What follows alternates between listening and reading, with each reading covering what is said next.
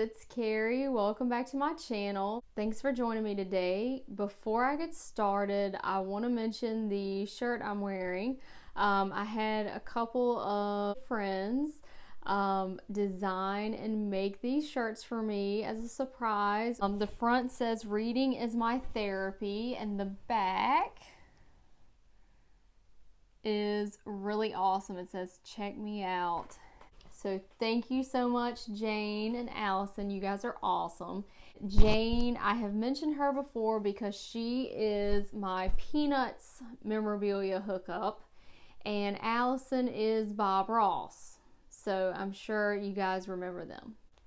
So today I'm going to talk about the Ruby Oswald affair, Reflections by Alan Adelson. In my Charlottesville book haul video, I talked a little bit about this book, and I looked at the cover and I said that this book was going to take us to Conspiracy Town, and that was not an accurate statement. I totally judged this book just based on the cover. I kind of looked at it, and you know, I've seen enough Kennedy books at this point to, you know, make a judgment, and that's what I did, and I was completely wrong.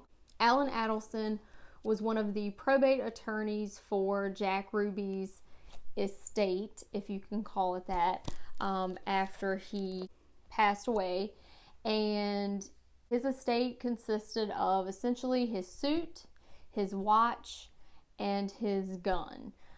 Infamous .38 Colt revolver that he shot Lee Harvey Oswald with. And Alan Adelson, how he gets wrapped up in the Lee Harvey Oswald affair is that he was actually Earl Ruby's attorney.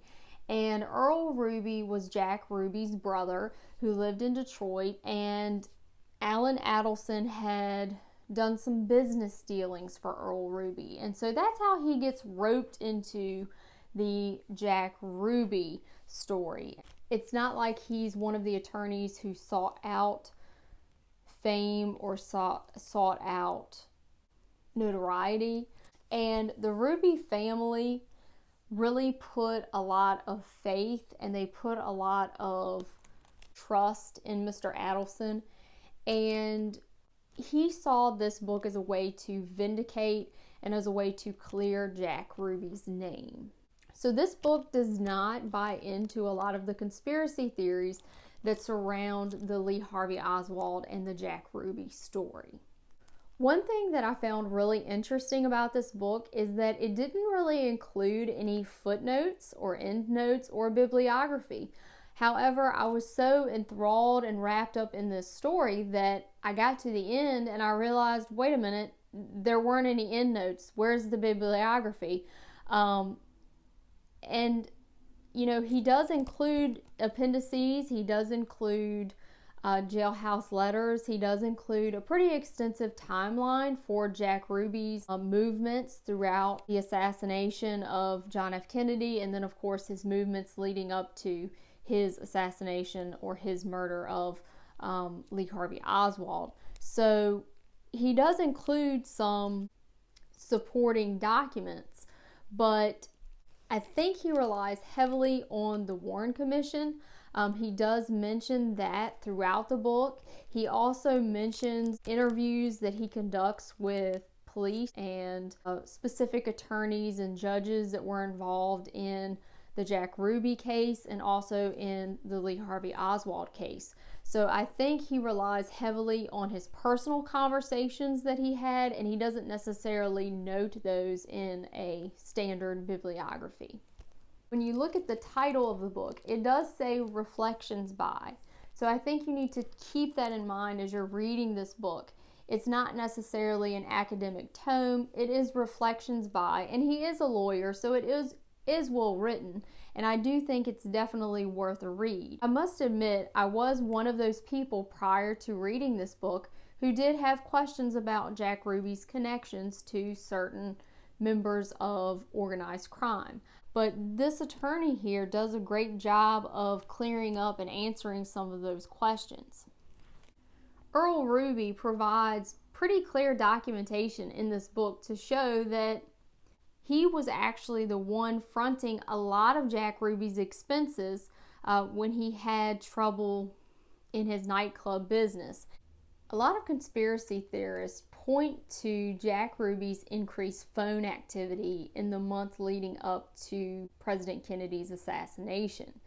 And if you look at Jack Ruby's phone activity, he is making a lot of phone calls to the Chicago area. And some people point to those phone calls and say, some of those phone calls are being made to people with links to organized crime. And if you actually look at those phone calls, they are to people who have ties to union organizations, specifically to the American Guild of Variety Artists.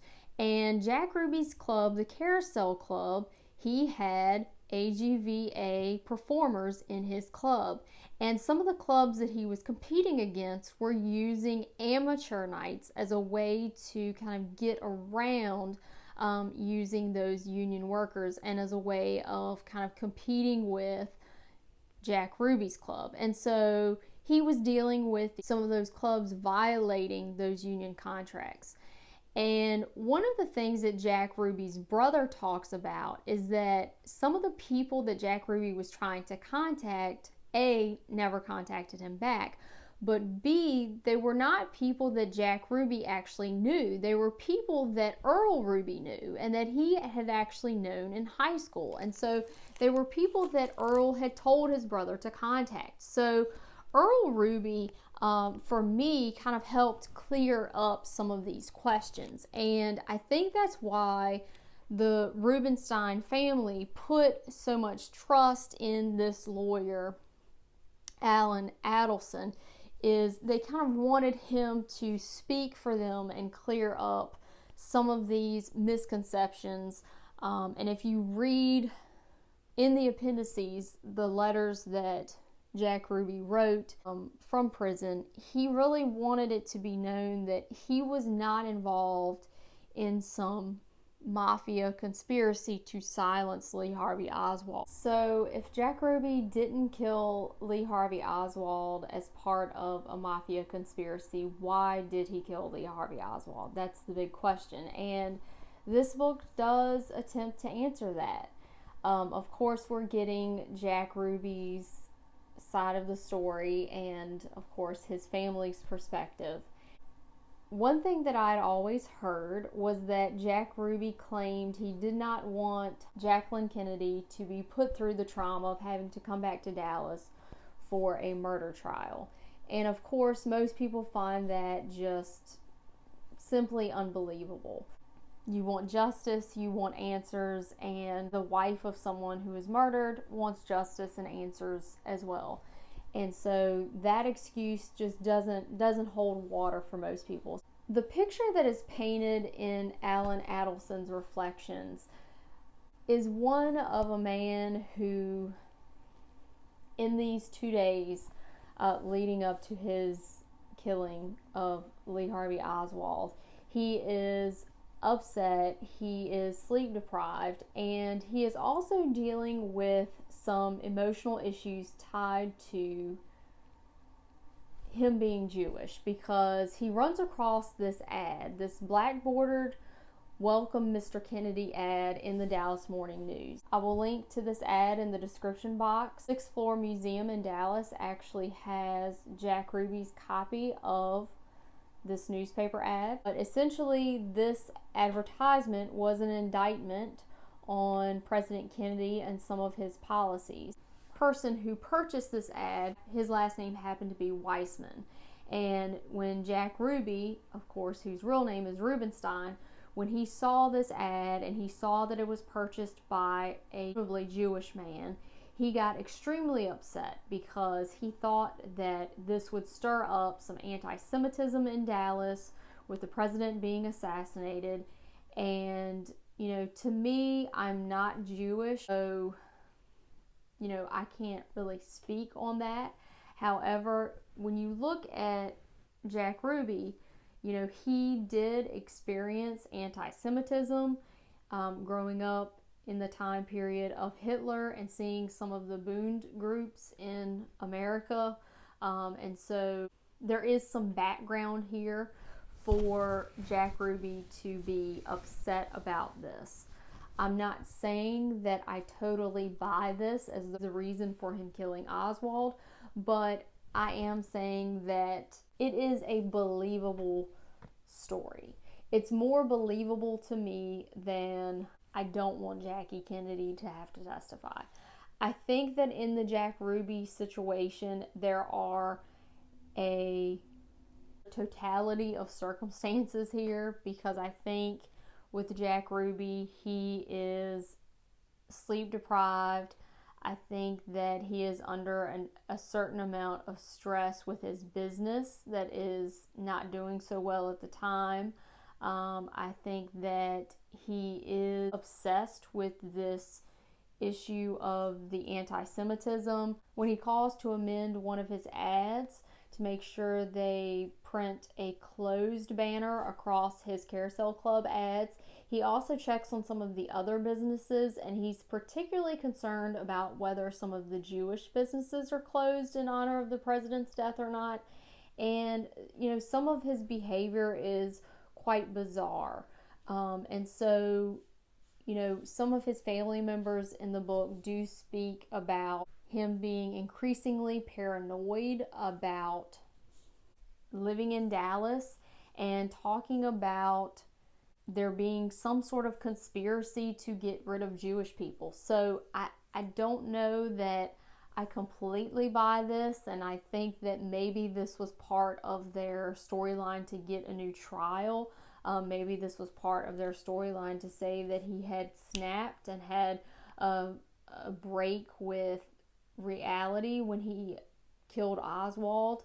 That may have been just part of his defense's strategy to say that he had had a mental break. I will say that if you're looking for answers as to why Ruby shot Oswald, there are some answers offered in this book, and they are offered from Jack Ruby and his family's perspective. So this is as close as you're going to get from the horse's mouth as far as why he shot Oswald. And of course, according to the people who were around when Oswald was shot, Jack Ruby supposedly exclaimed at the time, "The world's got to know Jews have got guts." So that exclamatory statement does line up with what Alan Adelson is saying and the picture that he's painting of Jack Ruby's state of mind leading up to Lee Harvey Oswald's murder. Alan Adelson's picture of Lee Harvey Oswald in this book is also quite interesting. He gives a very succinct, clear picture of Lee Harvey Oswald's state of mind and what his beliefs are. It's actually very interesting to read because, I've read quite a few things on Lee Harvey Oswald, and he is a hard character to nail down. He was quite young, and most young people, they haven't quite figured themselves out yet anyway, and I don't think Lee Harvey Oswald had figured out who he was either. So it's kind of hard to nail him down. It's like nailing a piece of Jell-O to the wall. I mean, you think you have him figured out, and he's just slipping and sliding all over the place. So I don't really know that we can say for certain we've ever figured Oswald out, but I think that this gentleman does a good job of trying to explain his theory about what Oswald's motivations were, what his beliefs were, and why he makes that Mexico City trip, because there were, a lot of questions about that particular trip. Being so close to John F. Kennedy's assassination. And in this book, I think this author does a pretty good job of explaining what his personal theories were about that. And what I found really interesting in this book is that this author, he really doesn't hold back his feelings on the New Orleans District Attorney Jim Garrison and also other conspiracy theorists like Mark Lane. And there are included in here some, not necessarily transcripts, but kind of reflections or accounts of his conversations with these people. He kind of puts these people on blast, and he essentially says that some of these folks cannot see the forest for the trees. It was after a conversation with Robert Blakey that he and his wife were in the car, and his wife asked him, why is it that someone can't see the forest for the trees? And he says, well, when I was in the Treasury Department, somehow I believed everyone cheated the government on his income taxes. I was indoctrinated, I guess. Professor Blakey has been concentrating on organized crime so long he sees it behind every rock. As he said, 3 things are facts. The president was shot, Oswald did it, and Jack shot Oswald. From there, you can expand to anything. So our minds are predisposed to conspiracy theories. We are built to form connections, and so I think sometimes we try to make connections that are not there. And just because you believe a conspiracy theory, that doesn't necessarily mean you're open-minded. Sometimes being open-minded means listening to the other version that's not the conspiracy. I am willing to read anything, especially when it comes to research. The more you put on blinders and the more you close yourself off, the more susceptible you are to bias. Thoroughly enjoyed this book. Like I said, I was so absorbed in this book that I didn't even notice that there weren't the endnotes and footnotes until I got to the end. It is definitely, I would consider, an exclusive first-hand account. There are a lot of personal photographs that are included that the author was able to gain access to from the family. And so there are a lot of things in this book that I've never seen and I don't think you would see anywhere else. Even if you don't read the book, just for the photographs and just for the appendices with the handwritten jailhouse letters, those are pretty awesome finds. And I was very impressed with Jack Ruby's handwriting. He had phenomenal handwriting. If anyone else has read this, please shoot me a comment. Thanks for joining me. See you guys next time.